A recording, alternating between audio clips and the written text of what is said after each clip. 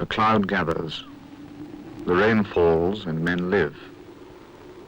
The cloud disperses without rain, and men and animals die.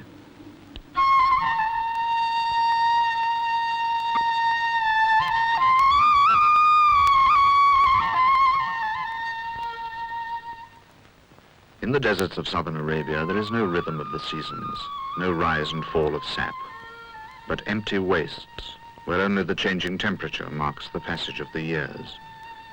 It is a bitter, desiccated land, which knows nothing of gentleness or ease. Yet men have lived here since earliest times.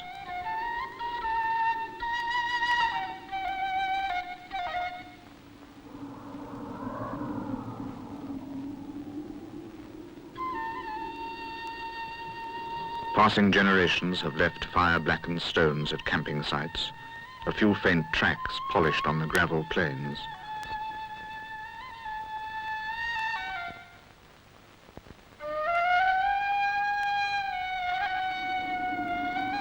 Elsewhere, the winds wipe out their footprints. They live here because it is the world into which they were born. The life they lead is the life their forefathers led before them. They accept hardships and privations. They know no other way.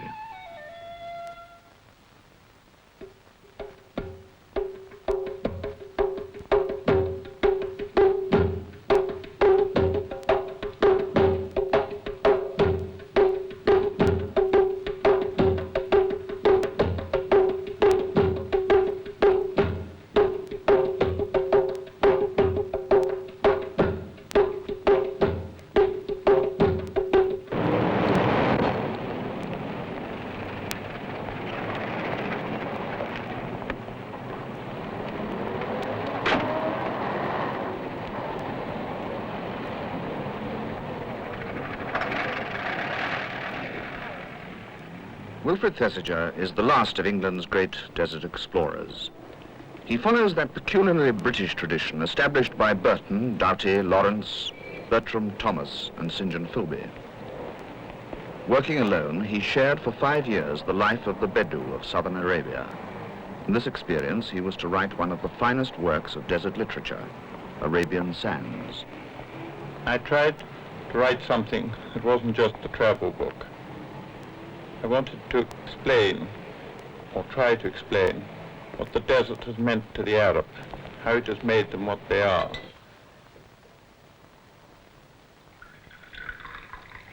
Today, his mother's home in Chelsea is where he lives when he's in London.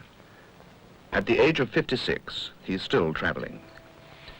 Recently back from a 5-month journey in the mountains of the Yemen, he already plans to return. I've often wondered why deserts have this fascination for me. Perhaps it's something to do with my childhood, when I did my first long journey on a camel before I was a year old. The Times, 1910. On June the 4th at Addis Ababa, Abyssinia, the Honourable Mrs. Wilfred Thesiger of a son. Wilfred Patrick Thesiger was born in a mud hut, which in those days housed the British legation. His father had been recently appointed the British minister in Addis Ababa. It was to mean an unusual childhood for his sons. In his book, Arabian Sands, Thesiger recalls these early years. I remember when I was 3, the thrill of seeing my father shoot an oryx, of journeys through the deserts and into the highlands of Abyssinia, of camel herds at waterholes, the smell of dust and acacias under a hot sun, and the chorus of hyenas and jackals in the darkness round the camp fire. But when he was 9, his father was recalled to London, and Thesiger was sent to an English preparatory school. I hated my private school. It was the first time I'd ever met any children of my own age other than my brothers, and I didn't know any of the conventions, and I was consequently unhappy and lonely. But when I went on to Eton, I found there a certain amount of privacy as a result of having a room of my own. And I spent much of my time dreaming about Africa and longing to get back there and reading all the books I could on the subject. At 20, while he was at Oxford, he returned to Addis Ababa, the guest of his father's friend, Haile Selassie, for his coronation as emperor. he was back in his childhood home. His school days had been spent dreaming of big game shooting and exploration. Now, at last, he was determined to get away into the wilds. His journey through the Arusi Mountains into the still dangerous Danakil country was the beginning of a series of expeditions that were to take him all over North Africa. Joining the Sudan Political Service in 1935, he traveled in the Libyan desert, into the mountains of Tibesti, and among the Nuer tribesmen of the Upper Nile Valley. In a letter at the time, he wrote, "I want color and savagery, hardship and adventure." In 1940, Thesiger became a soldier. But after his initial training, even this period of his life was to be unconventional. Major Thesiger's men were mainly Abyssinian partisans. Serving first with Sanford's Mission and Wingate's Gideon Force, and later with the Special Air Service in the Western Desert, his army career had little to do with the barrack square and the officers' mess. 1945 and the end of the war presented Thesiger with a new opportunity. The United Nations wanted somebody to go to the empty quarter of southern Arabia to investigate areas where locusts might be breeding. In 1930, Bertram Thomas had crossed it from south to north. And a few months later, another Englishman, St. John Philby, crossed it again, this time from the north. They had proved it could be crossed by camels. But 15 years later, they were still the only Europeans who had traveled there. In his new appointment, Thesiger found himself working in the south of the empty quarter, near Salalah.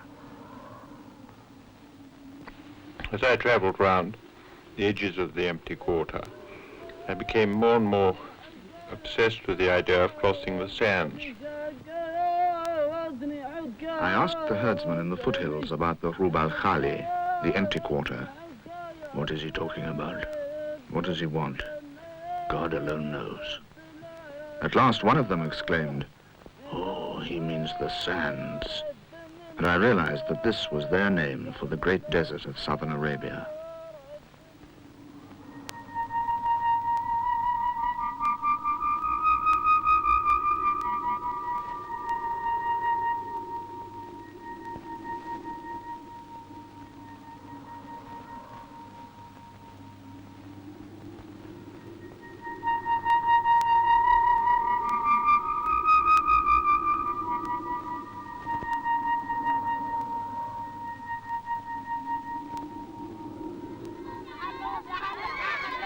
Even round the edges of the empty quarter, the country is very desolate. You don't get any or very little cultivation, and the people themselves have had very little contact with the outside world. It isn't like northern Arabia, where the Arabs are in contact with Damascus and Baghdad and these other big towns. In southern Arabia, one desert really merges into another desert that's still more desolate.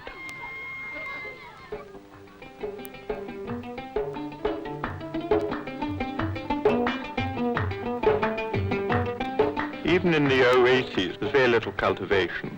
They have a few palm trees.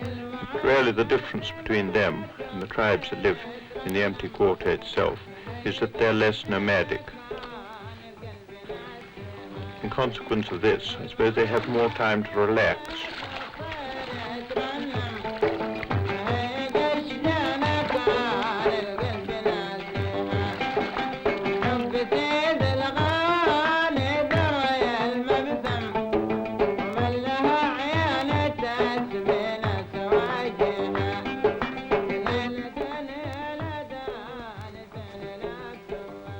For instance, the sheikhs have enough time to go out hawking, a thing which the Arabs in the empty quarter would never be able to do.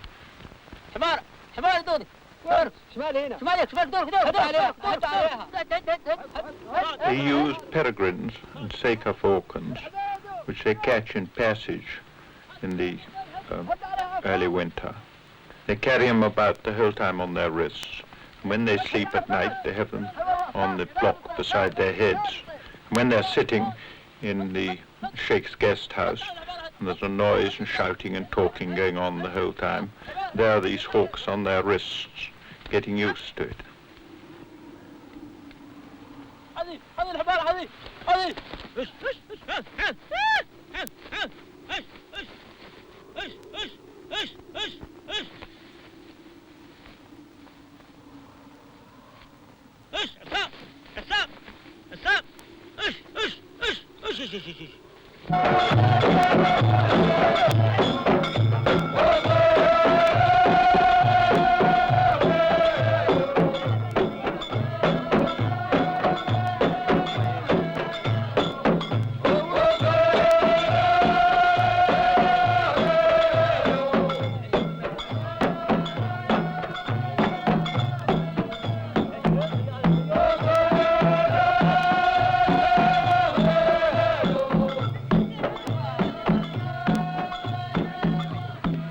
The Bedou are pretty self-sufficient, but they have to come in every now and again to the towns and villages.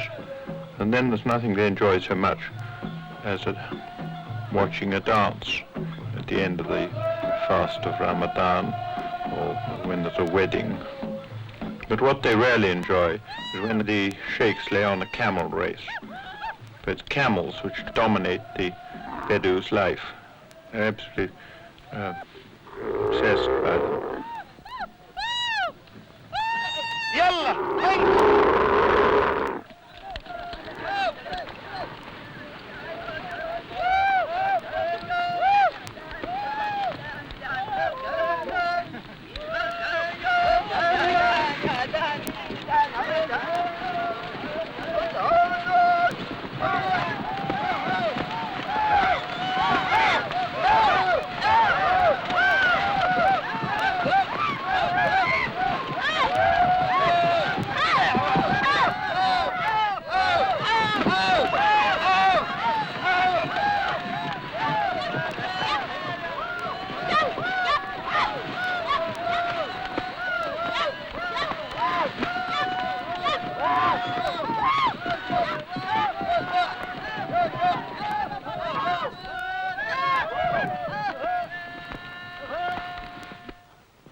But it was only when I left the coastal villages and the settlements that I rarely met the nomads of the desert.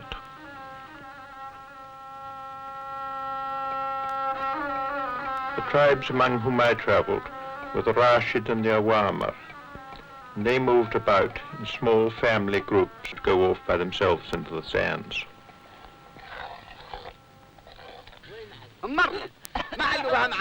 Like all Arabs, the Bedou are very friendly people. It would be impossible to be lonely among them, but the price you pay for this is a complete lack of privacy.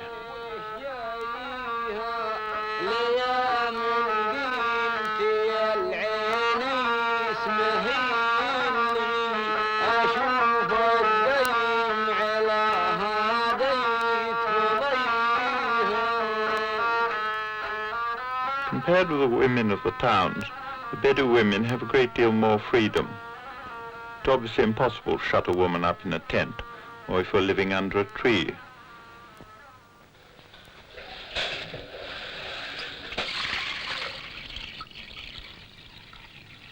Among the Bedou, only men or boys can milk camels. They never let the women do it. And before they milk a camel, they always wash their hands, even if it's only under another camel that's staling. Milk has tremendous importance to these people. It's their main diet. When they go off into the sands, they can be there for 6 months, living entirely on milk. It was towards the end of his first year that Thesiger contacted the Bedou of the sands. He was now ready to attempt a crossing of the empty quarter. I remember my excitement when I first met the Rashid. I realized at once that these were people quite different to the Beit Kathir. If anybody was going to be able to take me across the sands, they would be able to.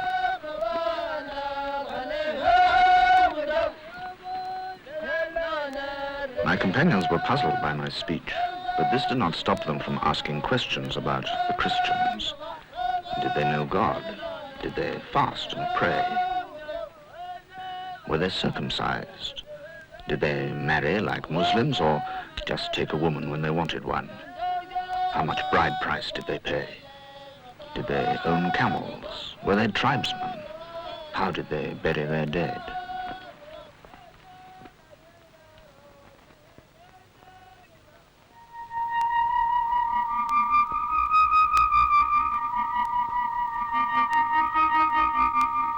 When I first entered the sands, I was bewildered by the utter unfamiliarity of my surroundings and frightened by the feeling that I had only to be separated from my companions, to be completely lost in a maze of dunes.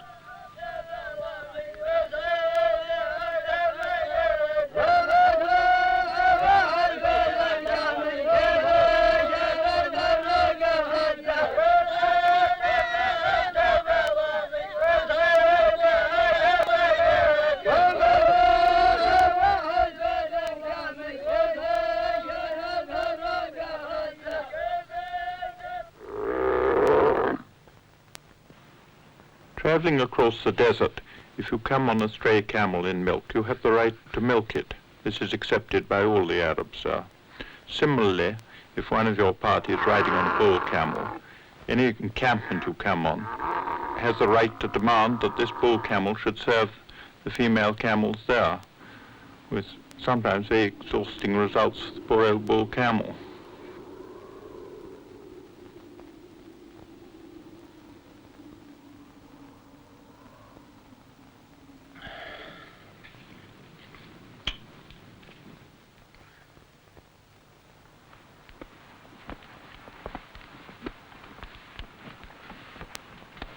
I had no desire to travel faster. In this way, there was time to notice things, time to collect a plant or look at a rock. The very slowness of our march diminished its monotony. I thought how boring it would be to rush about this country in a motor car. It's extraordinary that in the desert, even half an hour's rain will bring up vegetation that will remain green for as long as 2 and sometimes 3 years. When you're looking round for a place to camp, the first consideration is if there's any grazing for the animals. And after that, you try and find a dune or somewhere where you get a bit of shelter from the wind.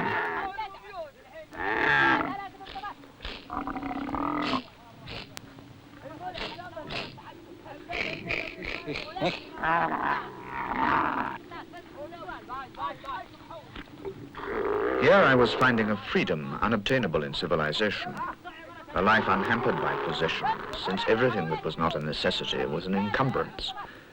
I had found, too, a comradeship inherent in the circumstances, and the belief that tranquility was to be found here.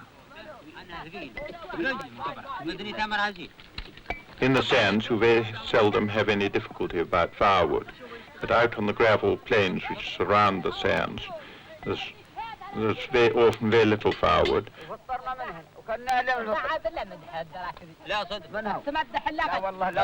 When we traveled in the desert, we were always hungry. We took with us a certain amount of rice, but we could only use this when we were on wells. Ordinarily, we made a sort of unleavened bread out of the flour. We also had some butter and some dried meat, and out of this we'd contrive some sort of a soup into which we'd dip the bread when it was ready. It was the sort of food which you only eat when you're very hungry. My companions sometimes played a game with camel droppings in the sand. It was very complicated, and I can never begin to understand what they were doing. But I suppose our main enjoyment was talking, and the only time that they'd ever stop was if somebody began to recite poetry, and then a hush would fall on the camp, and they'd gather around and listen to him.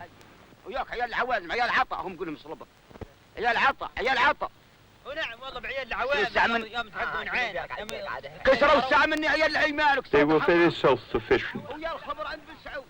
After all, they'd been leading this sort of life for centuries, and I found it was a mistake to try and introduce things from outside.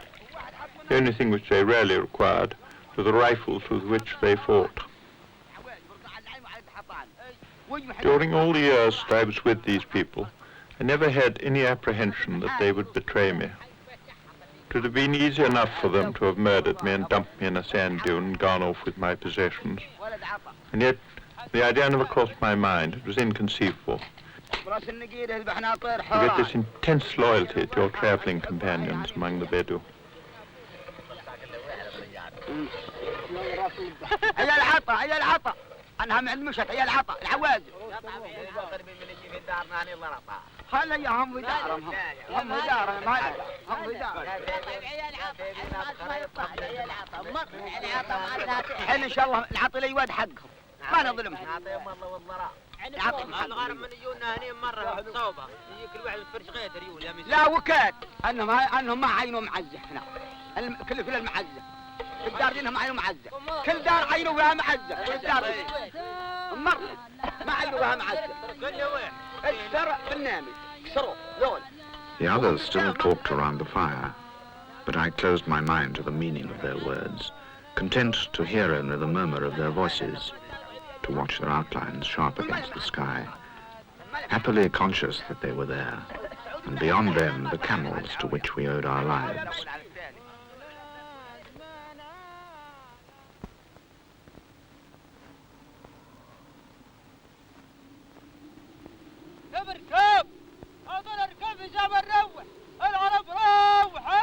In parts of the sand where we weren't afraid of raiders, we used to leave our camels out at night. They tended to drift for miles, always going towards their homelands. It was a life that produced much that was noble, nothing that was gracious. A few years' relief from the anxiety of want was the most they ever hoped for. It seemed to me pathetically little, and yet I knew it was magnificently enough.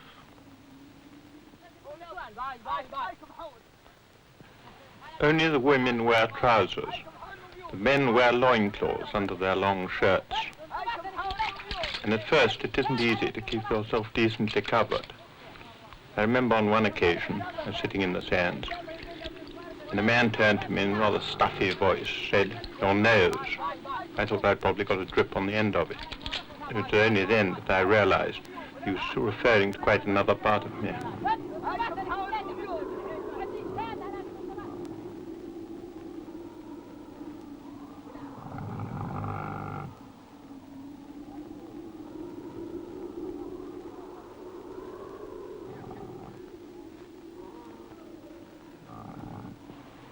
I'd never met a Bedou who was greedy, in spite of the hardship of their lives.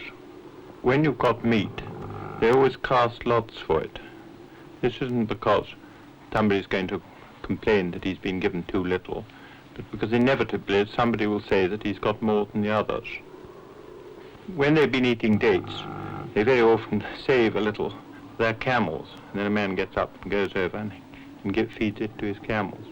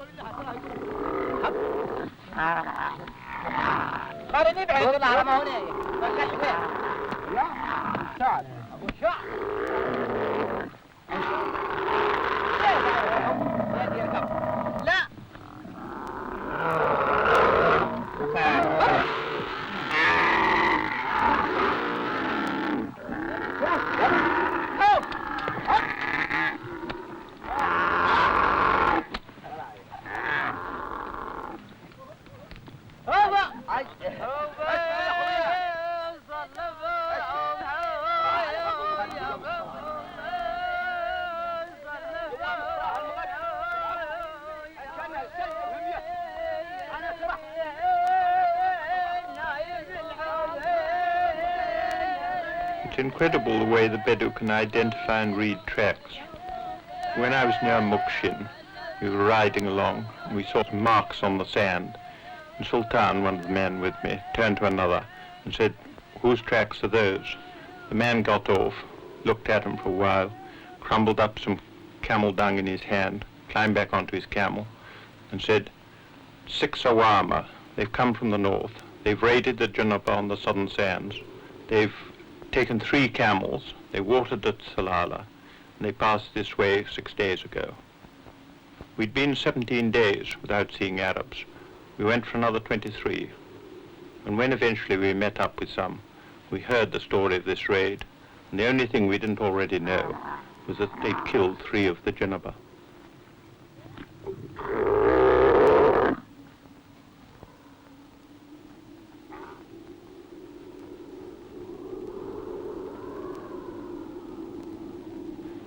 Wherever vegetations come up after rain, no matter how desolate an area, you find animals, sometimes gazelle or even oryx, and jerboas and hares and scorpions and lizards and snakes.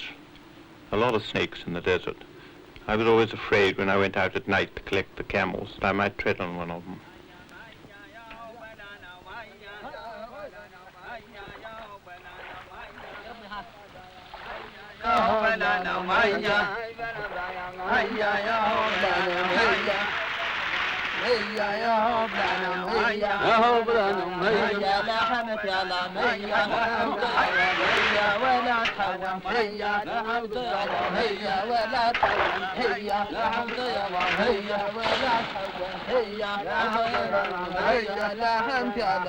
The water in the sands was always brackish. Sometimes it was barely drinkable, except by camels. I can remember when we left our last well to go pulse the input water. The water was worse than usual. We had to mix it with milk in order to make it drinkable at all. And this is an unpleasant mixture the Bedou call chenille.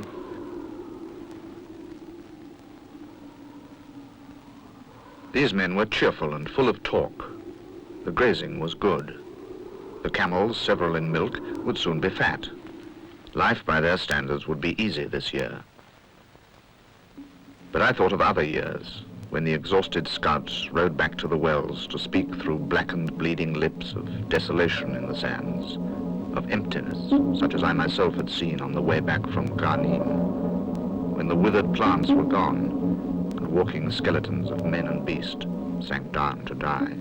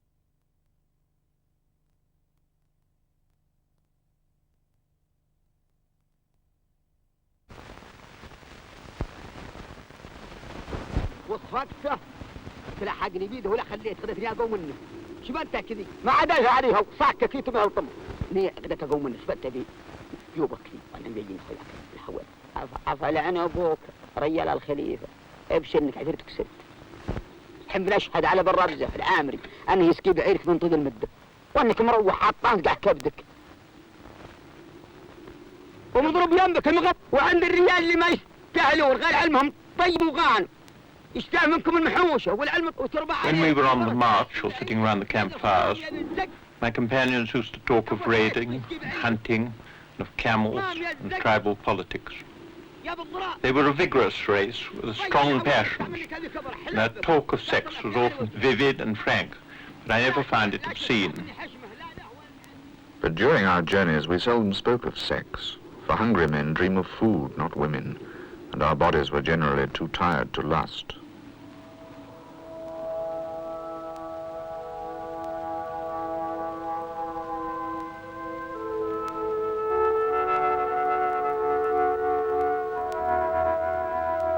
Hour after hour, day after day, we moved forward, and nothing changed.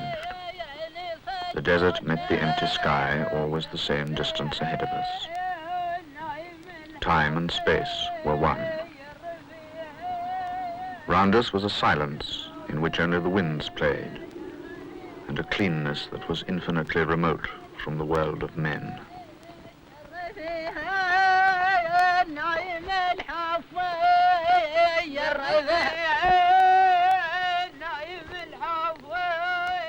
Even with 4 companions, I was often overwhelmed by the emptiness and desolation of this desert. Luckily we had with us one of the best guides in Arabia. Al-Auf, our guide, told me he had crossed the sands twice. The last time I came this way was 2 years ago, he said. I was coming from Abu Dhabi. Who was with you? I asked. And he answered, I was alone. Thinking I must have misunderstood him, I repeated, who were your companions? He replied, God was my companion. If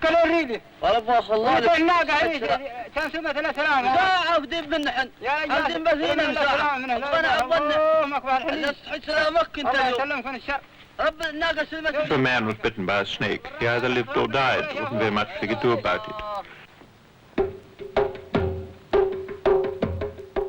We tended to divide all animals into what was religiously regarded as lawful or unlawful eating. Rauf used to maintain that the foxes which lived in the sands were lawful, whereas those that came off the gravel plains outside were unlawful. Then, of course, there were the jerboas, and these, if we could catch them, made an addition to our meal.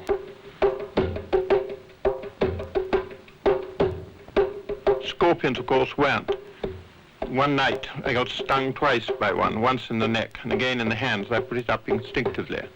It was less painful than years before when I was in Abyssinia, and I put one on inside my shorts. Lizards, on the other hand, were regarded as an acceptable addition to the diet. We used to spend quite a lot of time chasing them and trying to catch them. It's extraordinary what you'll eat if you're really hungry. Even when the Bedou has settled down and are preparing to eat, if they see a stranger, they make him welcome. Once he's identified himself by throwing up sand into the air. We always treat a man in the distance as hostile.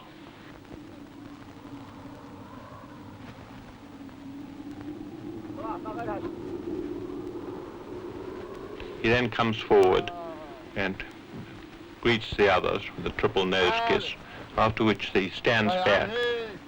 You then ask him, what is the news? Whatever it is, he answers, the news is good.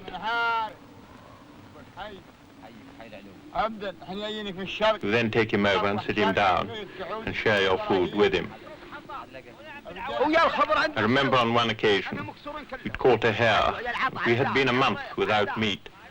We were looking forward enormously to that hare. I looked up and saw 3 Arabs coming towards us. Seldom, as far as I'm concerned, can guests have been more unwelcome. According to Bedou custom, we fed them on our hare. I felt perfectly murderous. But the others seemed to find the pleasure of their company an adequate compensation for their lost meal.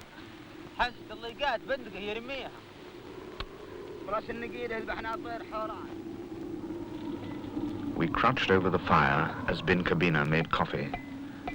The sun had not risen yet.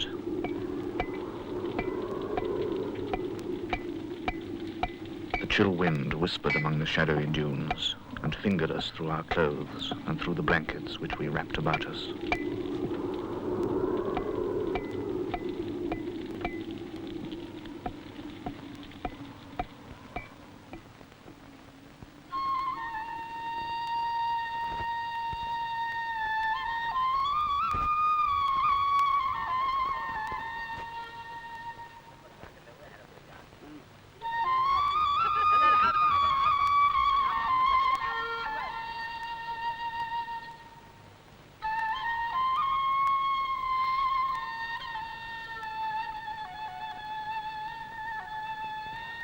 Formless things had now regained their shapes as the mist rose.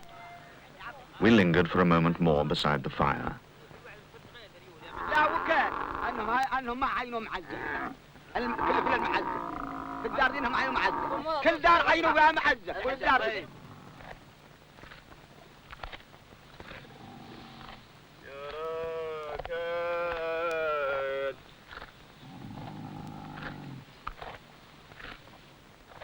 And then Al-Auf said, "Come." The grunting camels heaved themselves erect and moved forward.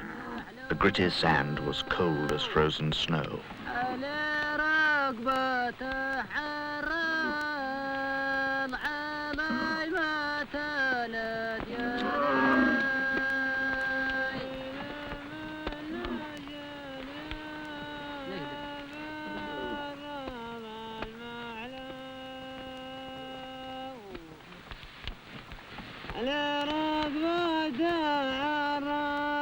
I stopped and watched the others, figures moving imperceptibly across Arabia.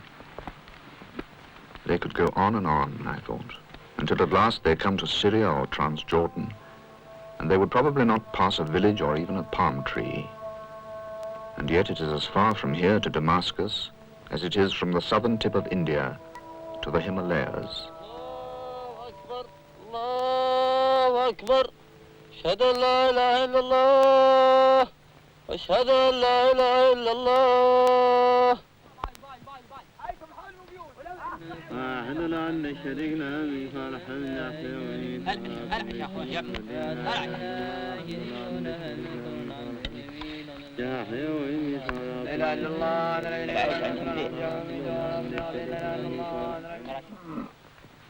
While the Bedou are very sensible of the beauty of their language, they are curiously blind to natural beauty. The color of the sands, the sunset, the moon reflected in the sea, such things leave them unmoved. Isn't that beautiful, I'd say. My companion would look uncomprehending. No, he'd say, it's rotten bad grazing.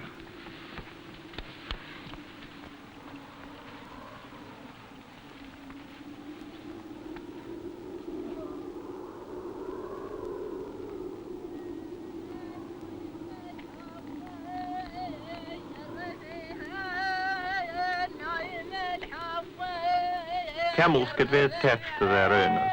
I remember one in particular who would never be separated from him. He would come round at night and sniff at him to make sure he was still there. If anybody else wanted to ride it, he had to take a bit of its owner's clothing with him and let the camel smell this before he got onto it.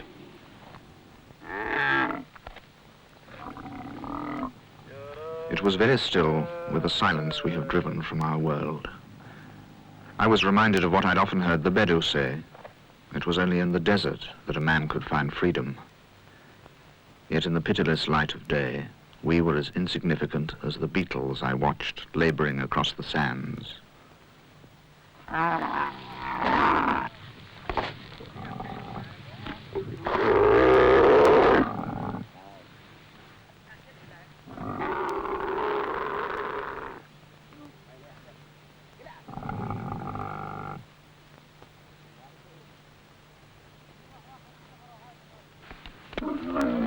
The big dunes in the center of the empty quarter are sometimes as high as 700 feet, and they run across your front for 100 miles and more.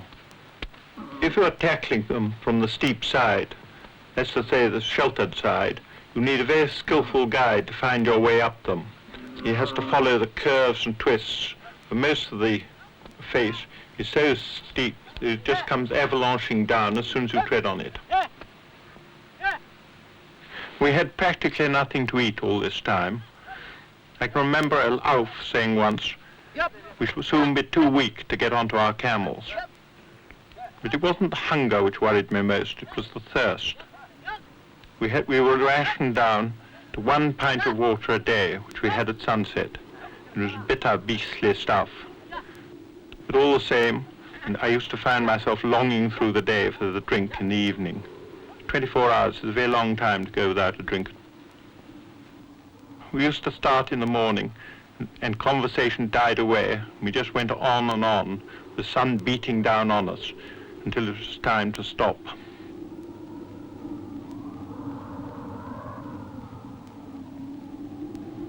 Somewhere in the ultimate distance, The sands merged into the sky. But in that infinity of space, I could see no living thing, not even a withered plant to give me hope. There is nowhere to go, I thought.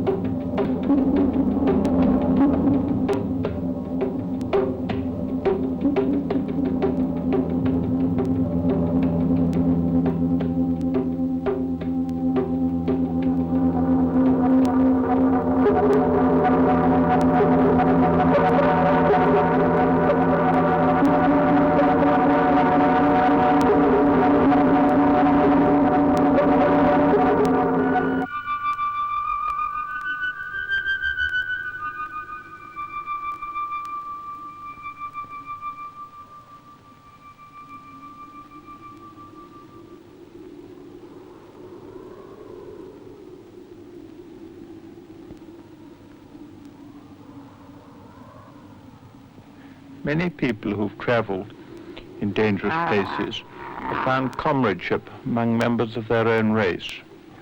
A few find it more easily, I think, among members of another race. The very differences which separate them, binding them more closely. I found it among the Bedou. Without it, I think these journeys would have been just a meaningless penance.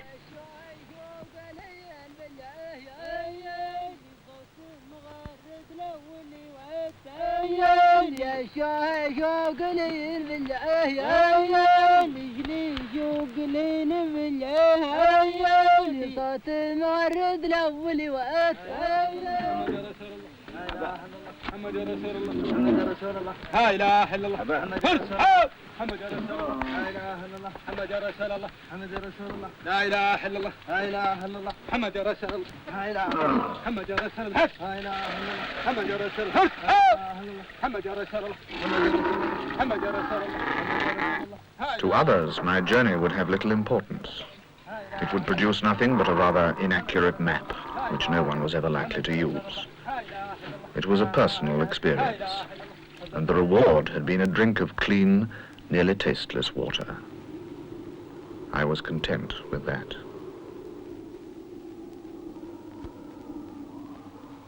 Thesiger had crossed the empty quarter. It was the first of many journeys. Staying only a little time in the Liwa oasis, he returned across the stony deserts that lay west of the Oman mountains. Then a second, even longer crossing took him into the lands of the Murra and the Dawazir, where at one stage he was thrown into prison. 5 years after his arrival, his journeys were so numerous and so remarkable that he was now a legend among the Bedou. In 1950, he went to Dubai.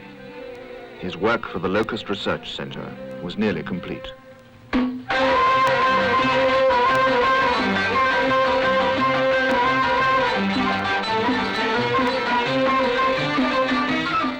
Here life still moved in time with the past. These people still valued leisure and courtesy in conversation. It is now 16 years since Thesiger made his last journey into the empty quarter. Today in Arabia, although I accept the inevitability of change, it has all come far too quickly. You see, now that no one wants their camels, the desert economy has collapsed.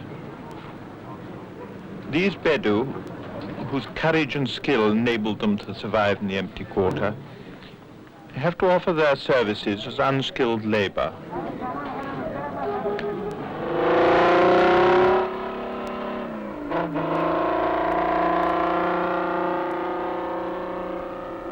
The silence of the sands is broken now by the drilling rig, and the passing Bedou may look down on a new oasis, prefabricated, air-conditioned, and disposable.